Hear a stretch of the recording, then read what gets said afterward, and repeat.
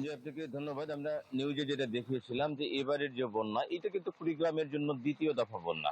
এই দ্বিতীয় দফা বন্যায় কিন্তু কুড়িগ্রামের ৭,৫০০ হেক্টর জমির বিভিন্ন ফসল কিন্তু তলিয়ে গেছে এবং তার আগে যে স্বল্পমেয়াদী একটি ছোট বন্যা ছিল, সে বন্যাতেও কিন্তু ৬ কোটি টাকারও বেশি ক্ষয়ক্ষতি হয়েছে। তো এবারে এখন পর্যন্ত যে কৃষি অধিদপ্তর ক্ষয়ক্ষতির পুরো যে ক্ষয়ক্ষতির পরিমাণ সেটা নির্ধারণ না করলেও তারা যেটা বলছে যে এই যে ৭,৫০০ হেক্টর জমির ফসল যে তলিয়ে গেছে, এর মধ্যে প্রায় প্রায় ২,০০০-এর কাছাকাছি হেক্টর কিন্তু একেবারে পুরোপুরি শতভাগ নষ্ট হয়ে গেছে।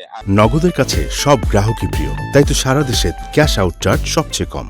আর বাকি যে প্রায় ৫,৫০০-এরও বেশি ৫,৫০০ হেক্টরেরও বেশি যে ফসল, সেটা কিন্তু আংশিক ক্ষতিগ্রস্ত হয়েছে বা এখনো পানিতে নিমজ্জিত আছে, এখন পর্যন্ত বলা যাচ্ছে না। কিন্তু এর মধ্যে তো কাল থেকে আবারও যে পানি বাড়ছে, ওইসব এলাকায় যদি আবারও ওই ক্ষেতগুলোর উপর পানি যায়, ওই আবাদগুলোর উপর পানি আবারও পানিতে তলিয়ে যায়, তাহলে কিন্তু ওই আবাদগুলো পুরোপুরি নষ্ট হওয়ার শঙ্কা রয়েছে। কিন্তু এই যে ক্ষয়ক্ষতি কৃষি বিভাগ বলছে এবারে, এটি কিন্তু শেষ না। আসলে মাঠ পর্যায়ে এর চেয়ে আরো বেশি ক্ষতি হয়েছে। আমরা যেটা মাঠ পর্যায়ে দেখেছি, যদি এই কৃষির সঙ্গে যদি আপনি যোগ করেন যে মাছের যে ক্ষয়ক্ষতি হচ্ছে, মাছেরও কিন্তু কয়েক কোটি টাকা ক্ষতি হবে এখানকার যে মাছ চাষি রয়েছেন তাদের। একই সাথে গবাদি পশুরও কিন্তু অনেকটা ক্ষয়ক্ষতি হয়েছে। প্রায় ১৭,০০০-এরও মতো গবাদি পশু কিন্তু এখানে বন্যায় আক্রান্ত হয়েছে।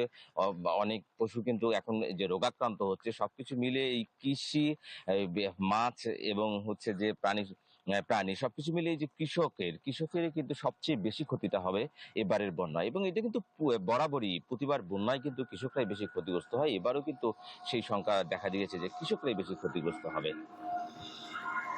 সিরাজ, আপনাকে ধন্যবাদ। দর্শক, এবার যেতে চাই আমাদের আরেক সহকর্মী মাসুদ রানার কাছে। রানা, টাঙ্গাইলের সবশেষ ক্ষয়ক্ষতির পরিমাণটি জানাবেন এবং এই ক্ষতি কাটিয়ে ওঠার জন্য প্রশাসনের পক্ষ থেকে কি ধরনের উদ্যোগ নেওয়া হয়েছে সেই তথ্যটি জানাবেন। রাকিব, আপনি জানেন গত কয়েকদিন ধরে কিন্তু টাঙ্গাইলের যে যমুনা নদী সহ বেশ কয়েকটি নদী রয়েছে, সেই নদীর পানি কিন্তু কমতে শুরু করেছে। যদিও পানি কমতে শুরু করলেও এই অঞ্চলের যে নিম্ন অঞ্চলগুলো রয়েছে, বিভিন্ন উপজেলার যে পানির যে প্রবাহিত হয়েছে, যে বন্যা কবলিত এলাকা রয়েছে, সেগুলো কিন্তু এখনো পানিতে নিমজ্জিত রয়েছে এবং অনেকেই কিন্তু পানিবন্দী। যে কারণে এখন পর্যন্ত টাঙ্গাইল জেলা কৃষি সম্প্রসারণ অফিসের সাথে যোগাযোগ করে তাদের কাছ থেকে জানতে পেরেছি এই বছর যে গত কয়েকদিনের যে বন্যার পানিতে কিন্তু প্রায় ৬.৫ হেক্টর ফসলি জমি কিন্তু নিম্নজ্যোতি রয়েছে।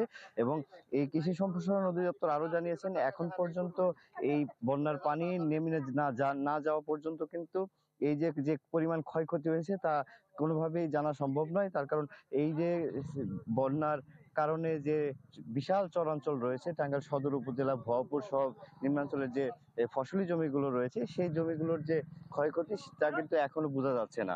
এছাড়াও আমি আর একটু জানিয়ে রাখি, টাঙ্গাইল সদর, কালিহাতী, ভবাপুর, নাগরপুর, দেলদুয়ার উপজেলার বিভিন্ন গুরুত্বপূর্ণ বেশ কিছু সড়ক রয়েছে যা এই বন্যার কারণে কিন্তু ভেঙে গেছে। এবং আপনাকে আরেকটু জানিয়ে রাখি, আমি এই মুহূর্তে যে জায়গায় দাঁড়িয়ে রয়েছি, এটি হলো টাঙ্গাইল সদর উপজেলার কাতল ইউনিয়নের একটি গুরুত্বপূর্ণ সড়ক। এই যে গতকাল ভোরে কিন্তু এই সড়কটি ভেঙে যাওয়ার কারণে এই অঞ্চলের প্রায় ৩টি ইউনিয়নের সহ আশেপাশে আরো কয়েকটি ইউনিয়নের প্রায় লক্ষাধিক মানুষ কিন্তু চলাচল বন্ধ হয়ে গেছে। এরা কিন্তু নানা দুর্ভোগে রয়েছেন।